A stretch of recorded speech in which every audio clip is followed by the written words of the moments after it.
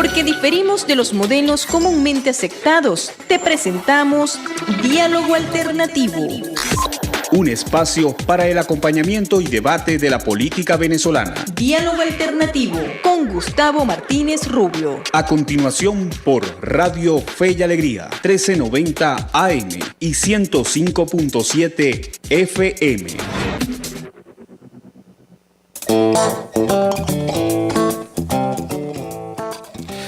Muy buenos días, ¿qué tal? Estimadas, estimados, como siempre, sean bienvenidos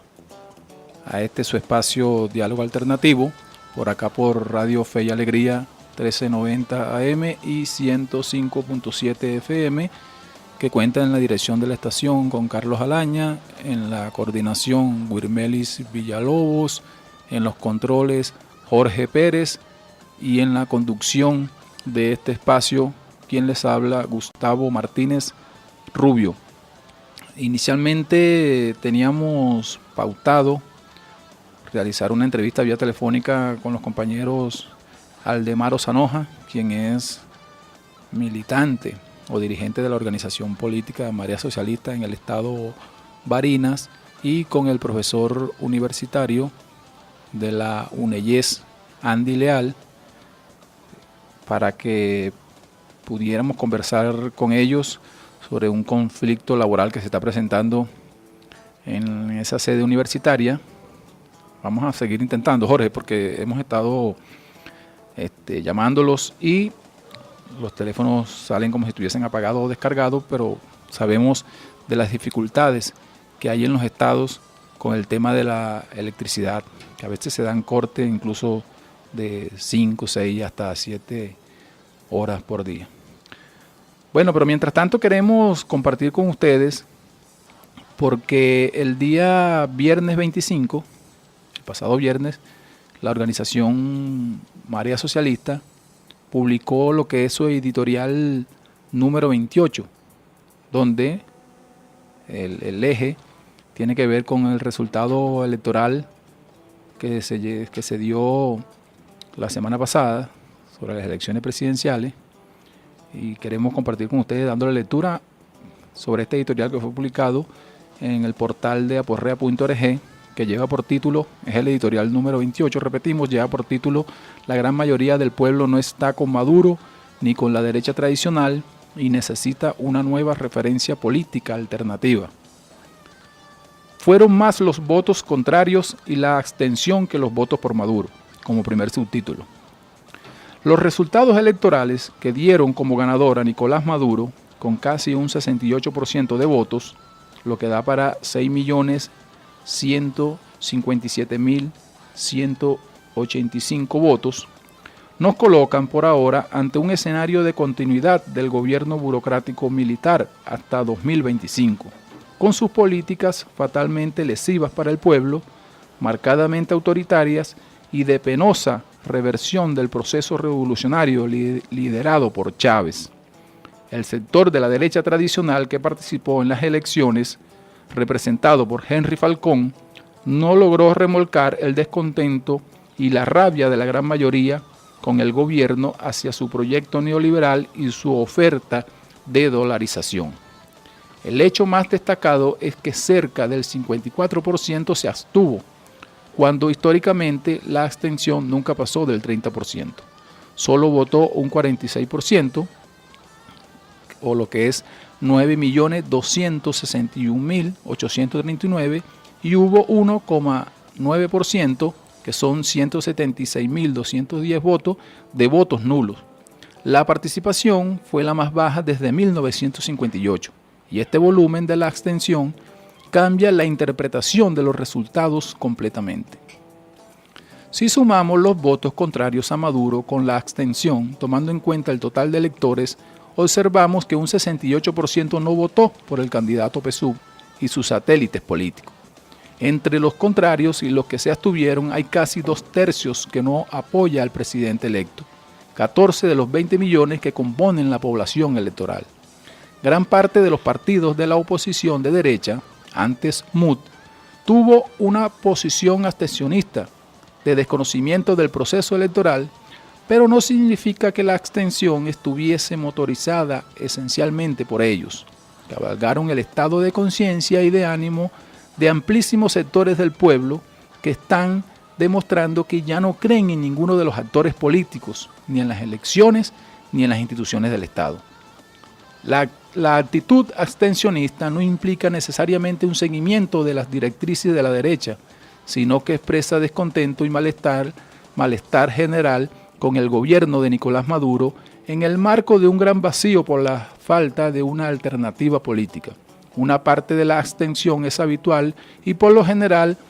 ha estado entre el 20 y el 25%, pero al menos un 30% de la actual abstención pudiera ser calificada como consciente o militante, sea cual sea su signo, pudiendo abarcar inclinaciones hacia la derecha o posiciones conocidas como chavismo crítico. La posición asumida por una parte de la derecha fue alentada por el gobierno de Trump y por el llamado Grupo de Lima, los gobiernos más reaccionarios de América Latina. Tiene una hoja de ruta conspirativa e insurreccional asociada a alguna forma de intervencionismo imperialista que puede incluir la incursión militar. Pero, fundamentalmente es un engranaje del juego del garrote y la zanahoria que aprieta fuerte por un lado con sanciones económicas financieras o con el sabotaje, pero que busca mejores condiciones para la negociación hacia una posible transición pactada para la salida de Maduro y de la burocracia que osó arrebatarle el Estado y la hegemonía capitalista a la burguesía local tras la degeneración sufrida por la revolución bolivariana a manos de esta dirección política. La altísima abstención y la suma de los votos adversos convierten al de Maduro en un gobierno que no cuenta con la simpatía ni el apoyo de 2/3 de la sociedad, y en esa franja mayoritaria se congregan amplios sectores del pueblo con un profundo rechazo por este gobierno al que ven y sienten como una calamidad y una tragedia. Hay un segundo subtítulo que dice así: pese a los votos forzados y la compra de votos se debilita la base política del gobierno. Esto hace que la aparente victoria electoral de Maduro tenga en realidad contradictoriamente elementos de una derrota política, porque en el fondo refleja un importantísimo retroceso y pérdida de respaldo de la población respecto a votaciones anteriores, con disminución muy notable de la participación que tiene una significación muy negativa respecto al gobierno y al sistema electoral. Chávez ganaba con apoyo y entusiasmo de amplios sectores del pueblo, mientras en la actualidad se impone la maquinaria electoral burocrática que motoriza un voto básicamente clientelar o forzado a regañadientes. Es palpable que también se produjo en muy poco tiempo un descenso considerable respecto a los resultados de las también cuestionadas elecciones a la Asamblea Nacional Constituyente, que se eligió en julio de 2017 sin la participación de la oposición y en la que los votos informados por el CNE fueron superiores a los 8 millones. Casi 2 millones de votos se fumaron o fueron una ilusión. No hay que entrar a cuestionar los resultados numéricos de estas elecciones presidenciales para señalar que en todo el proceso preelectoral y en su desarrollo mismo fueron evidentes numerosos y distintos tipos de irregularidades y abusos groseros, ventajismo, peculado de uso de los recursos y medios del Estado, coacción y amenazas, utilización clientelar o condicionada de beneficios sociales, presión obligante sobre empleados del Estado, control social con el carnet de la patria, votos asistidos, violando el voto secreto, etc. Pero uno de los ilícitos electorales más escandalosos y además muy evidente como hecho público y comunicacional a través de los discursos del propio candidato presidente fue la oferta engañosa de bonos de recompensa por el voto, con instalación de puntos de control del voto oficialista en las inmediaciones de los centros electorales, entre muchas otras violaciones de las leyes y reglamentos electorales y de los derechos del elector. Hay entonces una gran cantidad de votos forzados con chantaje o una especie de comercio electoral muy deplorable, que no expresan el libre ejercicio decisorio y que, por consiguiente, configuran una situación fraudulenta continuada, donde el CNE ha mirado para el otro lado y se ha comportado como un alcahuete o cómplice necesario. Otro subtítulo: no se puede ser presidente premiando votos con recursos del Estado. Así que el hecho de que Maduro ofreciese un premio recompensa, un bono bien bueno, a los que fuesen a votar con su carnet de la patria, obviamente a su favor y con recursos del Estado, para una parcialidad, constituye falta flagrante suficiente para descalificarlo como candidato y presidente. Esta falta la reconoce el CNE al tener que declarar la prohibición del pago de bonos o incentivos monetarios luego de conocerse los ofrecimientos.